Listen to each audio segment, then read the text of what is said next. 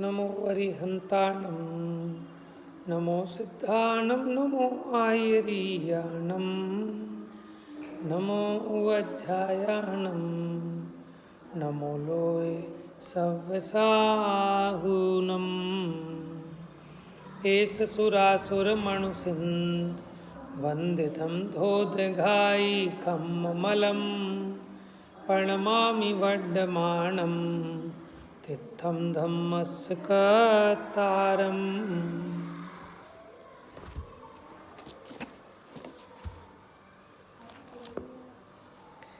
गाथा नंबर 77 पूरी हुई थी।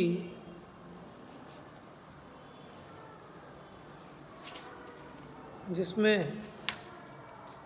ये कहा था कि पुण्य पाप में अंतर नहीं है, जो न माने बात यह है, संसार सागर में भ्रमे मद मोह से आच्छन्न है।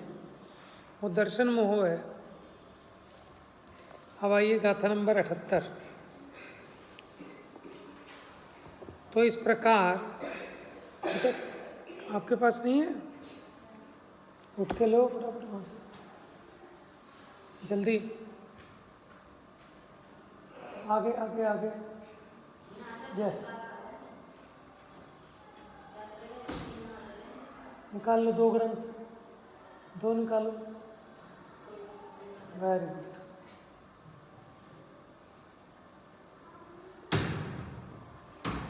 Page number 132। तो यहाँ कहते हैं, इस प्रकार शुभ और अशुभ उपयोग की अविशेषता अवधारित करके। अविशेषता माने एकपना, विशेषता माने होता है भेद। ठीक है, तो इनमें कोई भेद नहीं है, ये एक है। 132। समस्त राग द्वेष के द्वैत को दूर करते हुए, राग द्वेष के द्वैत को दूर करते हुए, द्वैत मतलब कि ये 2 प्रकार का होता है, उस 2 पने को दूर करते हुए, अशेष दुख का क्षय करने का मन में दृढ़ निश्चय करके। अशेष माने पूरा, कि कुछ भी शेष बचाए बिना। ठीक है, अशेष माने, कठिन शब्द लिख लिया करो बेटा। अशेष माने पूरा, द्वैत माने 2 पना।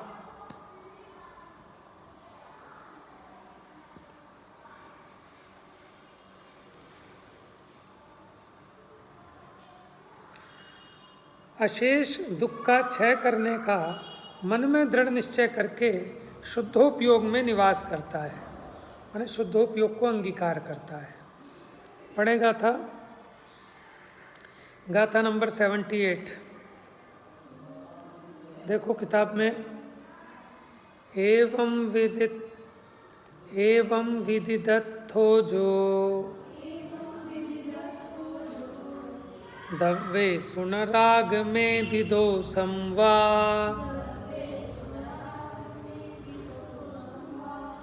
ओग विशुद्धो सो खवेदि देहुभवं दुःखम।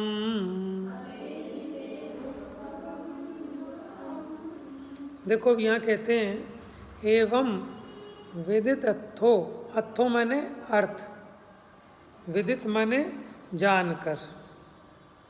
ठीक है, विदित अथो, विदित माने जानकर, अथो माने पदार्थ को, यानी इस प्रकार वस्तु के स्वरूप को जानकर।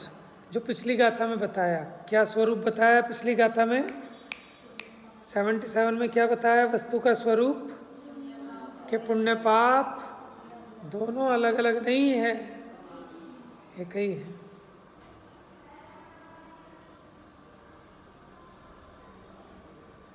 तूने बता दिया इनको, पता है?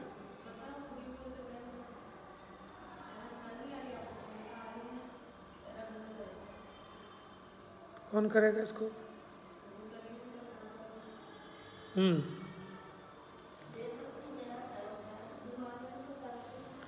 तो ऐसा वस्तु स्वरूप को जानकर जो दव्वेसु, देखो बेटा, जो दव्वेसु, दव्वेसु माने द्रव्यों में, जो द्रव्यों में णा, णा माने नहीं, रागम,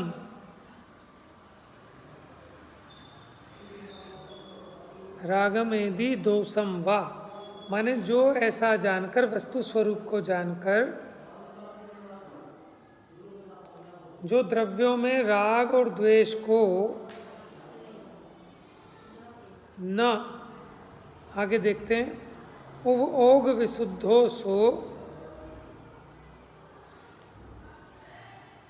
उपयोग विशुद्ध, सो खवेदी, सो खवेदी माने, खवेदी माने क्षय करता है, देहु भवम दुखम, देह उद्भव दुखों को, बढ़ती जा रही है ऐसा लग रहा है इसमें, कोई बात नहीं, देहो, देह उत्पन्न दुखों। अब यहाँ देह उत्पन्न दुख का क्या मतलब है ज्ञानम? उपयोग इधर लगाओ, देखो 5 इंद्रियों के विषय शुभ अशुभ, सुहावने असुहावने, तिनमें न राग विरोध न, पंचेंद्रिय जयन पद पावने। माने मुनिराज कहीं तपस्या कर रहे हैं, ध्यान कर रहे हैं, वहीं पर कोई जानवर आए और आकर माने गंध फैला जाए, बदबू आएगी ना, है ना, लेकिन उसमें राग द्वेष नहीं करते, क्योंकि वस्तु का स्वरूप है, आत्मा जानता ही तो है। ये तो हम अज्ञानता से कहते हैं कि बुरी गंध और ये अच्छी गंध, अच्छी गंध में हम कहते हैं वाह, बुरी गंध में कहते हैं अरे, यही तो राग द्वेष है। तो ये हमारे उपयोग के ऊपर, जब हमारा उपयोग यहाँ नहीं होगा, ठीक है, और जब हमारा राग द्वेष दूर हो जाएगा तो समता भाव रहेगी, उसी का नाम है समता भाव। अब देखो पराधीनता है ना, हम चाहते हैं कि ऐसी बदबू ना आए, लेकिन अपने हाथ में तो नहीं है, आ ही रही है, क्या करें? तो अपने उपयोग को वहाँ से हटाओ, यही उपाय है। और विचार करें कि मैं तो जानने वाला हूँ, उससे क्या फ़र्क पड़ता है, कुछ भी जानने में आए।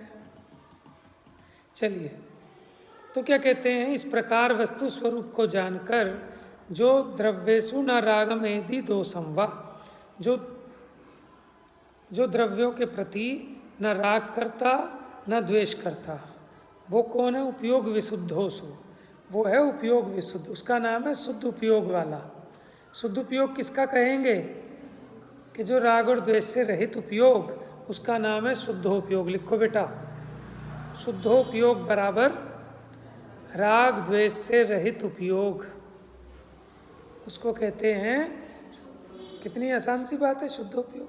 राग द्वेष रहित उपयोग, उसका नाम है शुद्ध उपयोग। शुभ राग सहित उपयोग शुभोपयोग, अशुभ राग सहित उपयोग अशुभोपयोग, ठीक है। राग द्वेष से रहित उपयोग शुद्ध उपयोग।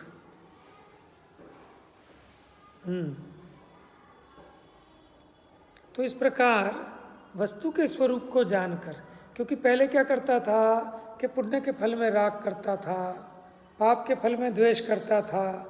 अब उसको समझ में आया कि दोनों के दोनों ही आकुलता के कारण हैं, और वास्तव में वो सामग्री दुख का कारण नहीं है। उस सामग्री के प्रति मेरा जो भलेपने की और बुरेपने का भाव है, इष्ट और अनिष्टपने की मान्यता है, उसमें राग प्रीति और अप्रीति का भाव है, वो वास्तव में दुख का कारण है। और प्रीति अप्रीति का भाव कोई पर वस्तु तो कराती नहीं, ये जीव अपनी अज्ञानता से करता है। तो वह उपयोग विशुद्ध होता हुआ देह उत्पन्न दुख का क्षय करता है। देह उत्पन्न दुख कौन सा है? 5 इंद्रिय के विषयों की जो इसको इच्छा जगती है, समझ में आया ना, वो है देह उत्पन्न दुख कह रहे हैं, इंद्रिय जनित पीड़ा। चलिए टीका पढ़ें अब, इसके हिंदी अनुवाद पद्य अनुवाद भी पढ़ते हैं। विदितार्थ एरीत राग द्वेष लहेना, विदितार्थ एरीत राग द्वेष लहेना, जे द्रव्यों विषय शुद्धोपयोगी जीवते क्षय देहगत दुख नो करे।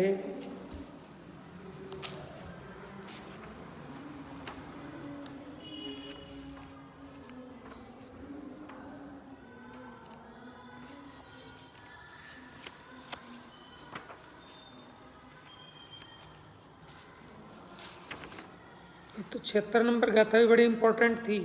कौन सी याद है? सफरम बाधा संयम विच्छिन्नम बंध कारणम जब इंद्रिये ही लब्धम तम सौखम दुखमेव तहा।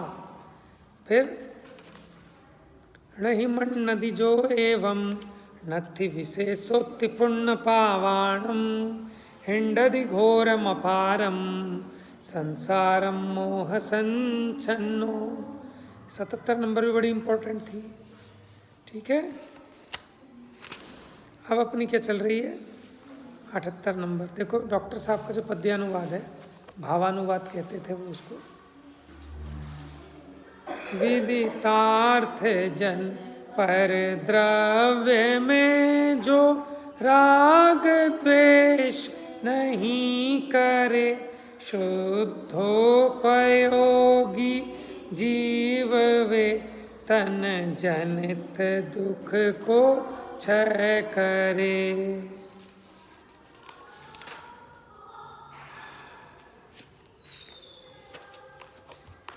देखिए टीका आपके पास है बेटा, किताब देखो 133 नंबर पेज। जो जीव मिल गया, जो जीव शुभ और अशुभ भावों के अविशेष दर्शन से, ठीक है, जो जीव शुभ और अशुभ भावों के अविशेष दर्शन से, माने दोनों एक हैं ऐसा जो मानता है, वस्तु स्वरूप को सम्यक प्रकार से जानता है, माने जो उन दोनों को एक मानता है वही वस्तु स्वरूप को यथार्थ जानता है। स्व और पर दो विभागों में रहने वाली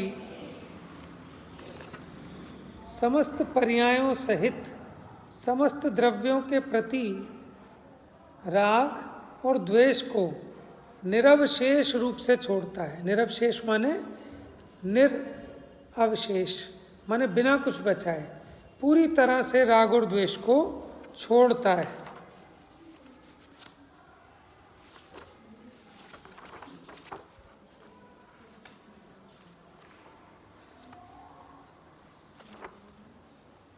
माने स्व और पर दो विभागों में रहने वाली, स्व और पर दो विभागों में रहने वाली कौन?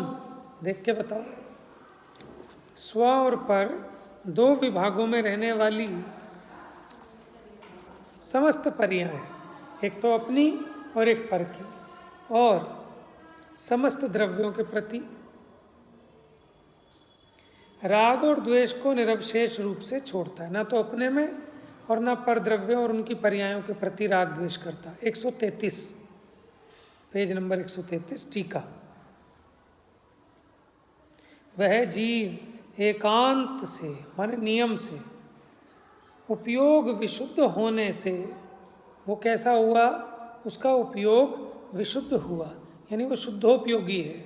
कौन है शुद्धोपयोगी? जिसने राग द्वेष को पूरी तरह छोड़ दिया है वो शुद्धोपयोगी है। जिसने परद्रव्य का आलंबन छोड़ दिया है, अब वो परद्रव्य का आलंबन क्यों लेगा? उसे इंद्रिय के विषयों की जरूरत क्यों है? किसको? कि जिसका उपयोग विशुद्ध हो गया, जिसे परद्रव्य और पर्यायों में राग द्वेष नहीं वर्तता, अब वो परद्रव्य का आलंबन छोड़ दिया है, ऐसा वर्तता हुआ। ध्यान से देखो बेटा, अब थोड़ी सी कठिन बात है। उंगली रखो कहाँ पे बताओ। वर्तता हुआ। अब उदाहरण दे रहे हैं। लोहे के गोले में से लोहे के सार का अनुसरण न करने वाली अग्नि की भांति, लोहे के गोले में से लोहे के सार का अनुसरण न करने वाली अग्नि की भांति प्रचंड घन के आघात समान शारीरिक दुख का क्षय करता है। देखो, अग्नि सहे घनघात लोहे की संगति पाई।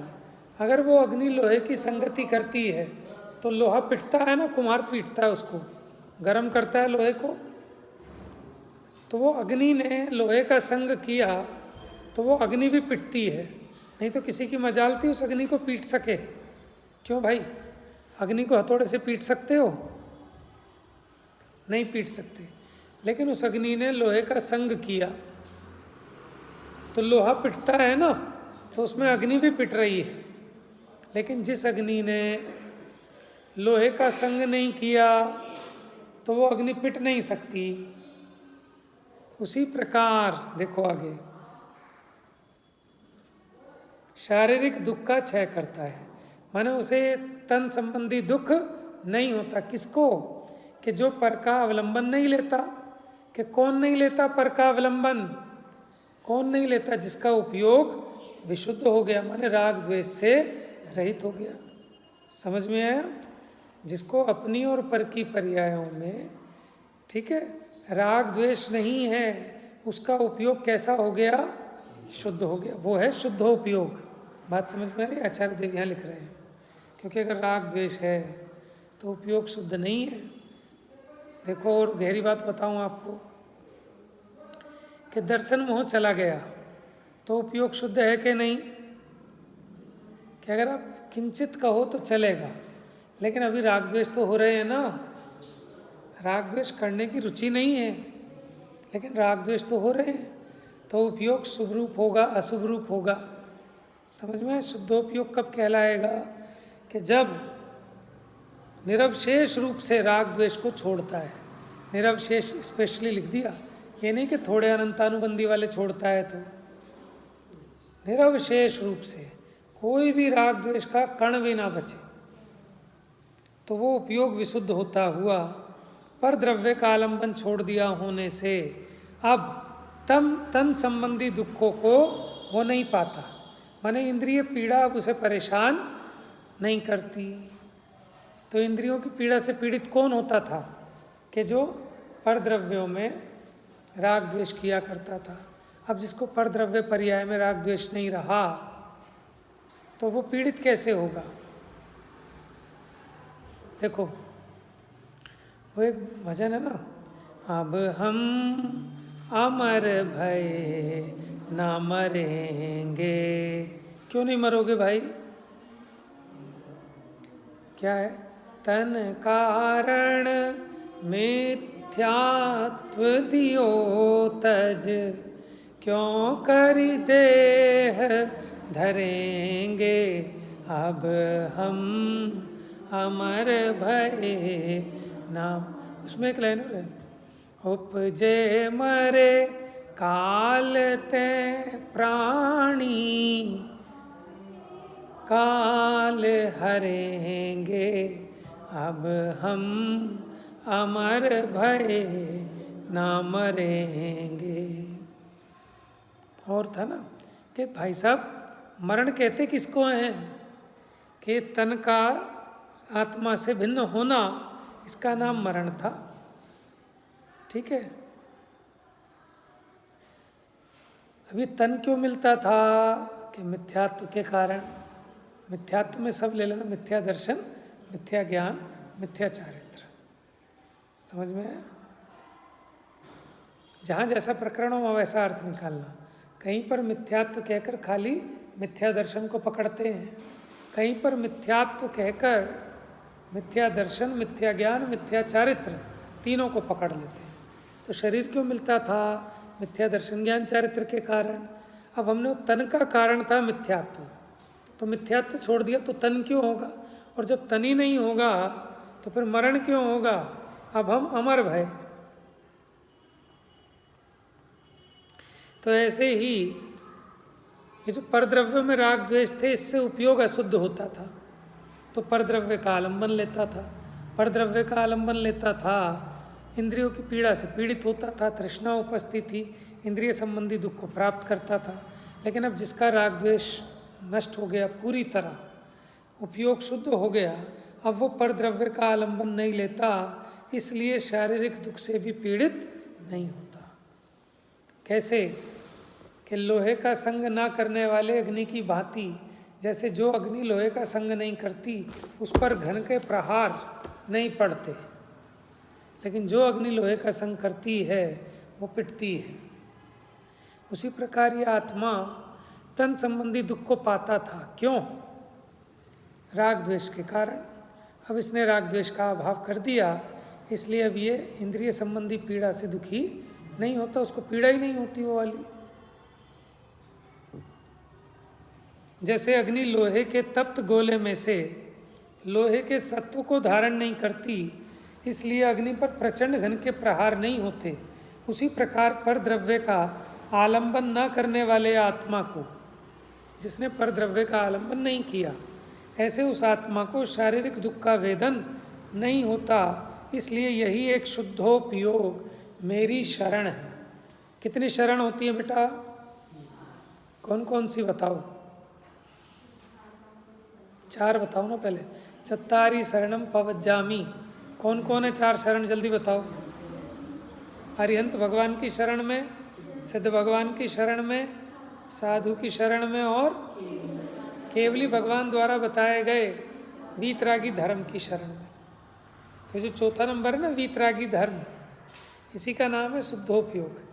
शुद्धातम अरु पंच गुरु जग में शरणों दो, मोह उदय जिय के वृथा। ये 2 भी कहने को है, सच में तो एक ही शरण है। जब उसकी शरण नहीं ली जाती तब बस वही शरण लेने लायक है और कोई नहीं। उस दिन बताया था ना, मनीष जी खतौली वाले आए थे। पहले खतौली वालों के नाम से जानते थे, अब मनीष जी मेरठ वाले हो गए हैं। ऐसे ही आत्मा पहले कभी त्रियंश देह वाला था, अब मनुष्य देह वाला है, कल को देव देह वाला हो जाएगा। लेकिन जिस प्रकार खतौली मेरठ उनसे भिन्न है, उसी प्रकार ये मनुष्य त्रियंश नारक आदि दशाएं मुझ आत्मा से न्यारी हैं। उन्होंने अच्छा खुलासा किया था ना इस पर, कि क्योंकि वो भी उनको शरण इसलिए कह रहे हैं कि वो लूटते नहीं हैं, वो लौटा देते हैं। कि अगर लड़की झगड़ के अपने मायके जाती है तो माँ बाप उसे प्यार से समझा कर, धमका कर, जैसे तैसे उसके पति के घर में पहुँचा देते हैं। इसलिए माता पिता के घर जाना शरण कहा। लेकिन वही माता पिता भड़काएं कि हम देख लेंगे, हम सुधार देंगे। उन्होंने क्या समझाया? हमें हल्के में समझाए। समझ में हम भी करोड़पति हैं, वो हैं तो मुकदमा कर देंगे, जेल में डलवा देंगे, केस लगा देंगे। तो फिर वो मायका भी शरण नहीं है। समझ में आया? जो आपको अपने घर से दूर करे वो कहें कि शरण, जो आपको अपने घर में पहुंचाए वो शरण है। और लड़की भी 1-2 बार में समझ जाएगी। लड़की भी वहाँ तभी जाती है जब उसे पता है झगड़ा होता है और ये समझा बुझा के मुझे भेज देते हैं, तभी वो ऐंठ के माँ के घर जाती है। लेकिन जिस दिन उसे समझ में आ जाए माँ बाप तो डिवोर्स कराने के चक्कर में है, तो फिर कभी झगड़ के अपने माँ बाप के यहाँ नहीं जाएगी। समझ में आया? तो ऐसे ही ज्ञानी जब अपने शुद्धात्मा में नहीं रह पाते तब इस शुद्धात्मा को बताने वाले, दिखाने वाले देव गुरु शास्त्र, देव गुरु धर्म, इनकी संगति करते हैं। क्यों? क्योंकि वो वापस यहीं पहुंचा देंगे। तो इसलिए यही एक शुद्धोपयोग मेरी शरण है।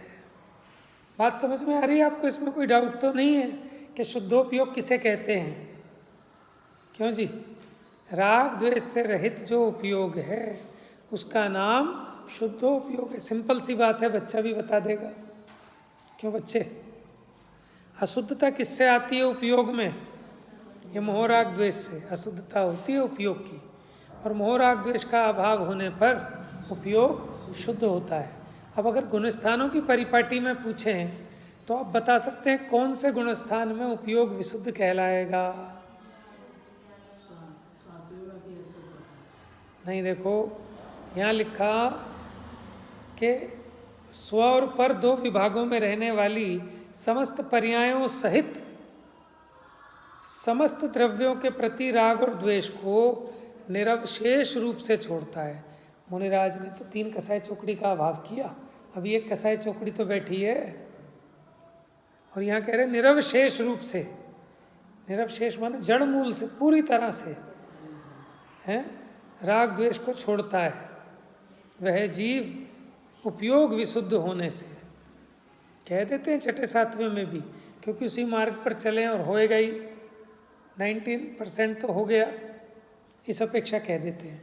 वास्तव में तो जब कषाय का एक कण भी ना रहे, 10वें गुण स्थान का अंत तक भी रहता है ना, संजलन लोभ सूक्ष्म सांप्राय, जब उसको पार कर जाए तो 12वें गुण स्थानवर्ती, 11वें गुण स्थानवर्ती, जिनके रंच मात्र भी राग द्वेष का परिणाम नहीं है, वहाँ उपयोग विशुद्ध है।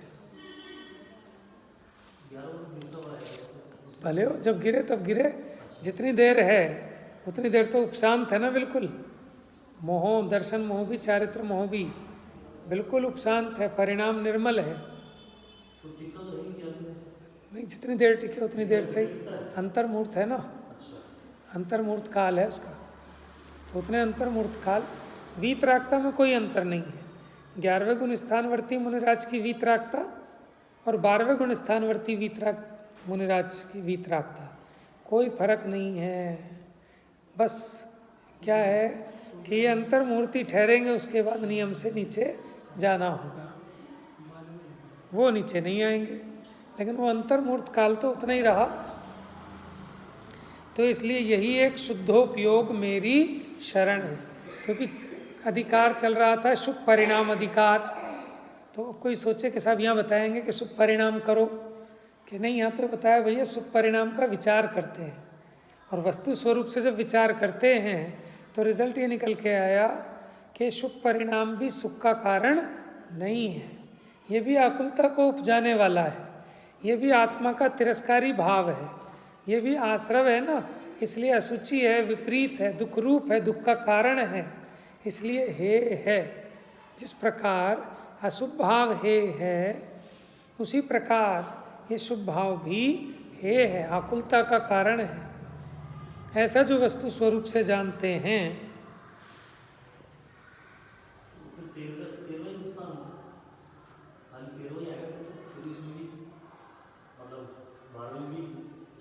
बारहवां भी थोड़ी देर का है, थोड़ा ही काल है उसका।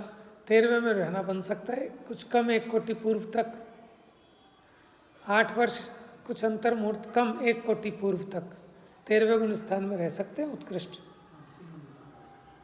14वें का भी काल बहुत थोड़ा है, 8 वर्ष कुछ अंतर मुहूर्त कम। वो भी कैसे कि कर्म भूमि की उत्कृष्ट आयु जहाँ से मोक्ष होता है, कितनी 1 कोटि पूर्व हो सकती है। जैसे आज की डेट में विदेश क्षेत्र में देखो, चौथे, जैसे यहाँ चौथे काल के प्रारंभ का समय होता है, वैसा वहाँ समय रहता है। तो वहाँ उत्कृष्ट आयु 1 कोटि पूर्व की होती है। 8 वर्ष का होने पर इन्होंने सम्यक दर्शन आदि माने केवल ज्ञान प्राप्त किया, ठीक है, 8 वर्ष अंतर्मूर्त के बाद, और तब तक 13वें गुण स्थान में बने रहेंगे। मोक्ष जाने से एक अंतर्मूर्त पहले 14वें गुण स्थान में जाएंगे, क्योंकि 14वें गुण स्थान का काल बहुत छोटा है। अ ई उ री री ऐसे 5 ह्रस्व अक्षरों के उच्चारण में जितना काल लगता है, बस उतना काल। अंतर्मूर्त भी बता दिया कितना अंतर्मुहूर्त, वहाँ अंतर्मुहूर्त का भी माप बता दिया, कौन से वाला अंतर्मुहूर्त, कि 5 ह्रस्व स्वरों के उच्चारण में, एक होते हैं ह्रस्व, एक होते हैं दीर्घ। दीर्घ माने बड़े, जैसे आ ई उ औ, ये हो गए दीर्घ। लेकिन हम बात कर रहे हैं ह्रस्व की, अ ई उ री री, ठीक है, छोटे, इनके उच्चारण में 13वें का मिनिमम अंतर्मूर्त।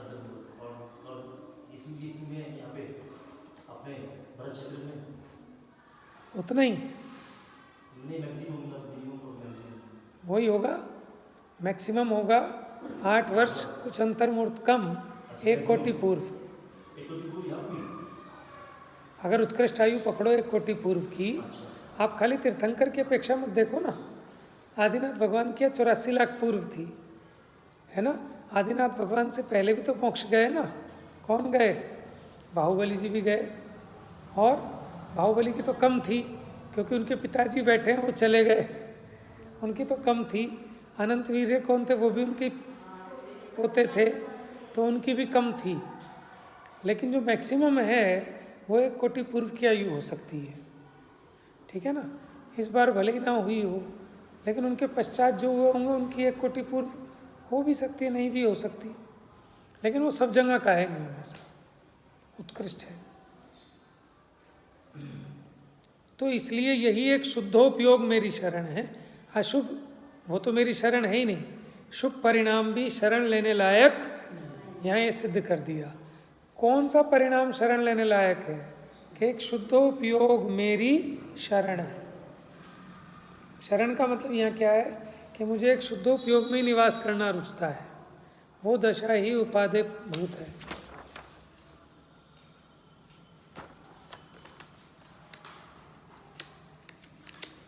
अब वो कहते हैं मुझे भी ऐसी शुद्ध दशा ही चाहिए।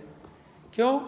कि अभी कुछ मलिनता होती है ना उनके उपयोग में, इसलिए मुनिराज के भी अभी मलिनता होती है। भले उन्होंने चारित्र भी अंगीकार किया, लेकिन उनको भी जितने अल्प थोड़े बहुत जो रागादिक होते हैं शुभोपयोग रूप, उससे भी अपने आप को बचाते हैं, कहीं मैं इसमें फंस ना जाऊं।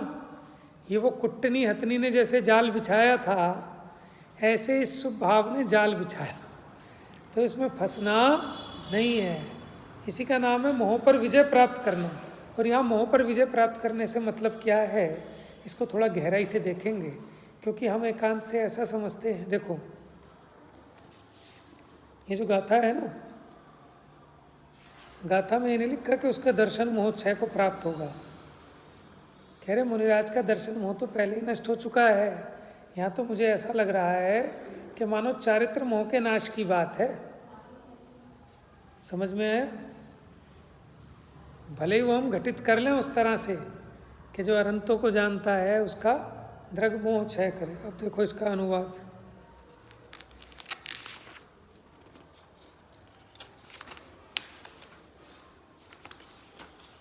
डॉक्टर साहब का अनुवाद है ना 80वीं गाथा का।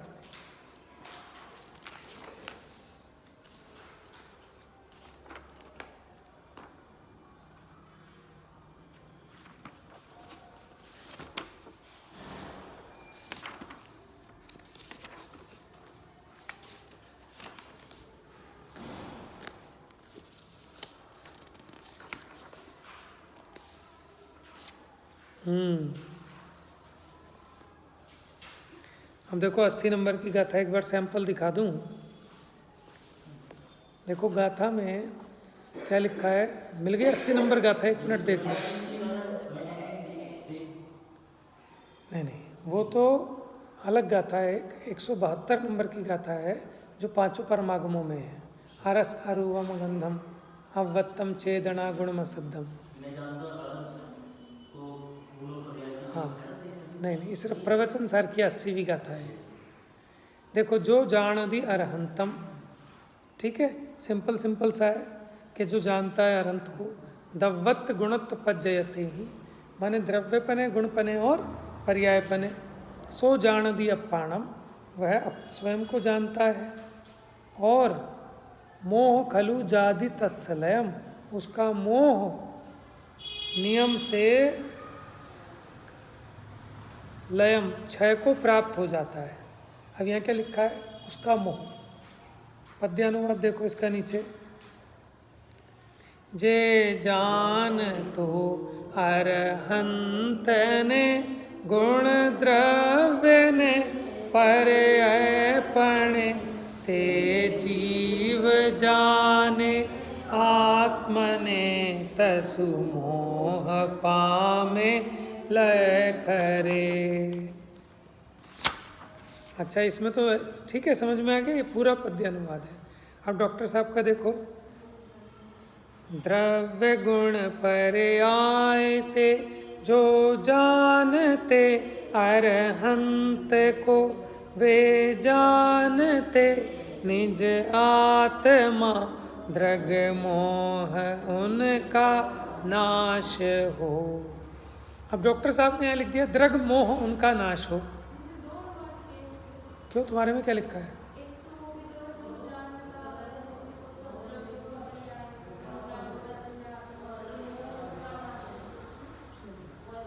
हो सकता है। देखो अब डॉक्टर साहब ने लिखा कि द्रग मोह उनका नाश हो। अब मुझे समझ में नहीं आ रहा कि डॉक्टर साहब ने द्रग मोह क्यों लिखा है इसमें। अब हम डॉक्टर साहब की भी थोड़ा देखेंगे इसमें, समझ गए। द्रग मोह का मतलब हो गया दर्शन मोह उसका नष्ट हो।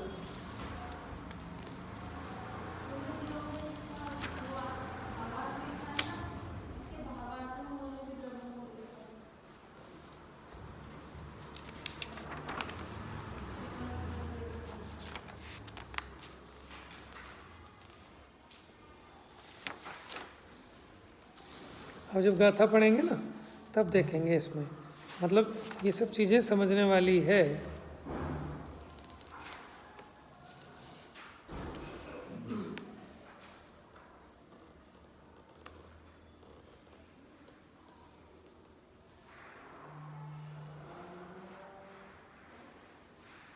भावार्थ में दिया है, दर्शन मोह निराश्रय होता हुआ नष्ट हो जाता है।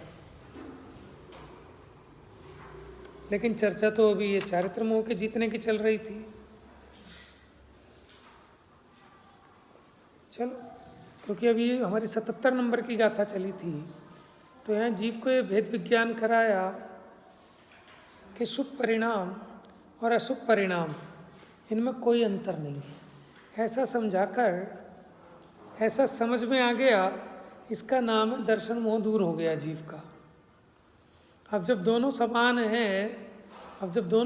हैं, तो अब ये पुण्य में भी न रहकर शुद्धोपयोग में रहना चाहता है। तो शुद्धोपयोग में रहना ये तो चारित्र की बात है ना।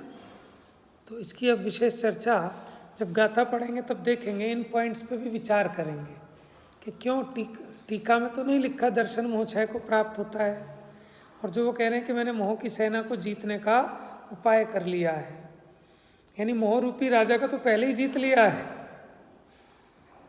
मोह की सेना, देखो क्या अंतर हुआ मोह की सेना को जीतना, एक तो मोह राजा को जीतना और एक उसकी सेना को जीतना। तो मुझे ऐसा लगता है कि दर्शन मोह तो है मोह रूपी राजा, उसको तो जीत ही लिया है आचार्य देव ने, लेकिन अभी संजुलन लोभ बच रहा है, उसके प्यादे बच रहे हैं, एक दो इधर उधर घूम रहे हैं।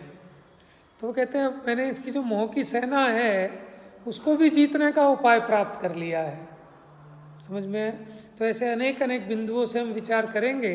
और ये 80वीं गाथा बड़ी फेमस गाथा है और बड़ी इम्पोर्टेंट गाथा कहते हैं, सम्यक दर्शन उत्पन्न होने वाली गाथा कहते हैं। हमको तो ऐसा लग रहा है कि सम्यक चारित्र होने वाली गाथा है। तो इसका विचार करेंगे, है ना। सब तरफ से जो जो विद्वानों के अपने पास उपलब्ध हैं सबका भरपूर लाभ लेंगे 80वीं गाथा में। और आदरणीय कल्पना बहन ने भी एक छोटी सी पुस्तक लिखी हुई है। उन्होंने क्या लिखा है? उन्होंने नहीं लिखा, हाँ उन्होंने लिखा है मोह क्षय का रामबाण उपाय। रामबाण क्या होता है पता है?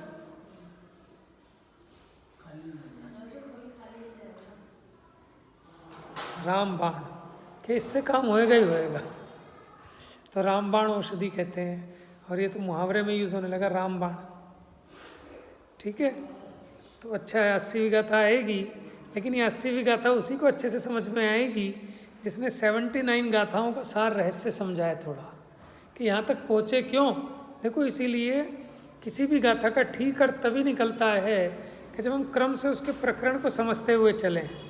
अब यहाँ आचार्य देव ने 78 नंबर की गाथा में कहा कि मुझे वो शुद्धोपयोग ही शरण है, मैं शुद्धोपयोग की ही शरण लेता हूँ, इसलिए यही एक शुद्धोपयोग मेरी शरण है। ऐसा जो अभिप्राय है वो तो है सम्यक दर्शन, लेकिन अब शुद्धोपयोग में ही रहे, राग द्वेष के अभाव कर दे, तब वो होएगा कि चारित्र में स्थित है। समझ में आया?